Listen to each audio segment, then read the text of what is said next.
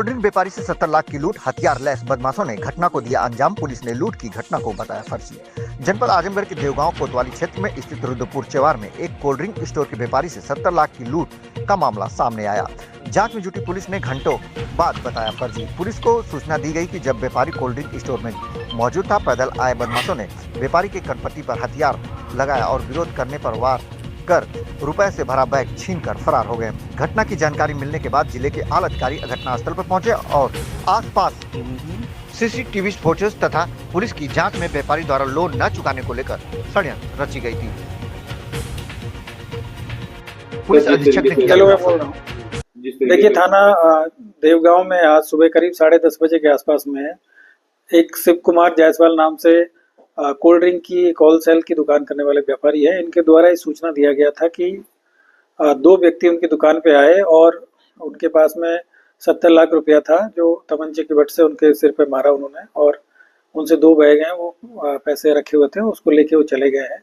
इसी पर तत्काल थाना प्रभारी और सभी अधिकारियों के द्वारा घटनास्थल का निरीक्षण किया गया और वहाँ पे लगे सीसीटीवी और आसपास की जो दुकानों के सीसीटीवी वो चेक किए गए और उनसे डिटेल में जो पूछताछ की गई तो घटना संदिग्ध प्रतीत हो रही थी और जो पैसे का जो सोर्स था वो सही तरीके से बता नहीं पा रहे थे। इसी पे हम लोगों ने विस्तृत पूछताछ की गई। आदरणीय डीआईजी महोदय के द्वारा भी वहाँ पे उनसे पूछताछ की गई और जो ये देखा गया कि उन्होंने अपना सीसीटीवी बंद किया हुआ था और दुकान पे उस समय 2 ही लोग थे, वो और एक उनके कंप्यूटर ऑपरेटर। इन दोनों से जब अलग अलग पूछताछ की गई तो कुछ चीज़ें संदिग्ध प्रतीत हुई और फिर बाद में जब पूरा हमने जांच पड़ताल किया गया तो ये जानकारी प्राप्त हुई कि उन्होंने 2 बैंक है,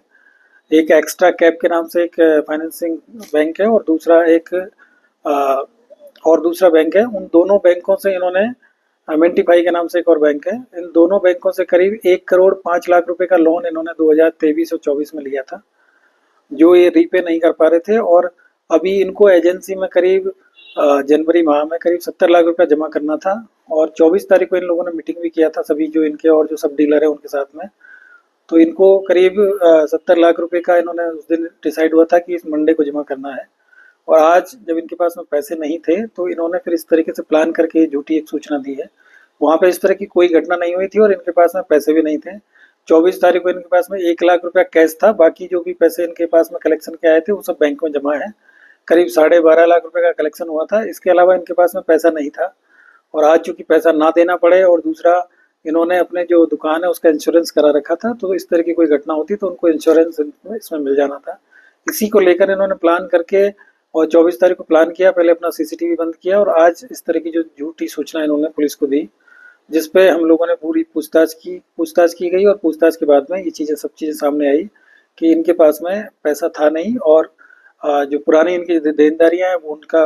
वो भी इनके पास में कई लोगों का कर्जा था और बाकी जो बैंक है इनका करीब 1 करोड़ 5 लाख रुपए बकाया है और ये जो एजेंसी के नाम पे जो पैसा इनको देना था वो भी ये कलेक्ट नहीं कर पाए थे अपने डीलर से। तो उसी तरीके से उन्होंने प्लान बना के और आज ये सूचना दिया और फिर उसके बाद में पुलिस को बताया गया और अपने ऊपर थोड़ा इन्होंने खुद ही मार के और चोट भी पहुंचाया गया और फिर उसके बाद में अपने आप को हॉस्पिटल में ले जाके और फिर इन्होंने तो सूचना दिया था। तो ये अभी इनसे सारी चीज़ें जब इनसे पूछताछ की गई तो इन्होंने इस चीज़ को स्वीकार किया है कि इन्होंने अपने व्यापार में घाटा जाने की वजह से और तमाम समस्याओं को लेकर इस तरह का प्लान करके एक झूठी सूचना दी थी। इसमें विधिक कार्रवाई की जा रही है और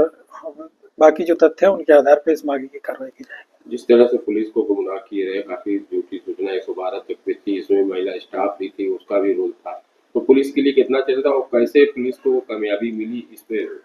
देखिए, बहुत ही आज के टाइम पे इस तरह की जो घटना है वो बिल्कुल भी एक्सेप्टेबल नहीं है और हम लोग लगातार इस तरह का पुलिसिंग इस तरह से करते हैं कि कोई इस तरह के जो अपराधी है वो ना हो और अपराध ना हो, अपराधी इस तरह के जिले में ना रहे। तो ये देख के थोड़ा सा हमको भी ये लगा था कि इतनी बड़ी घटना हुई है और वो भी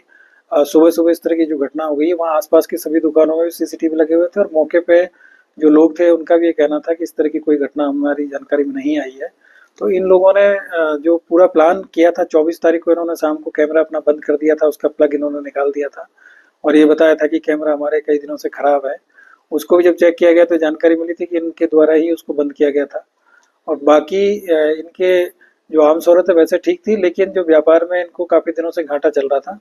तो उसी की पूर्ति करने के चक्कर में इन्होंने इस तरह की चीज़ें प्लान करी है। इस तरह की चीज़ें बिल्कुल नहीं होनी चाहिए। पूर्व में भी इस तरह की कई घटनाएं हुई, उन लोगों के खिलाफ भी कार्रवाई हुई है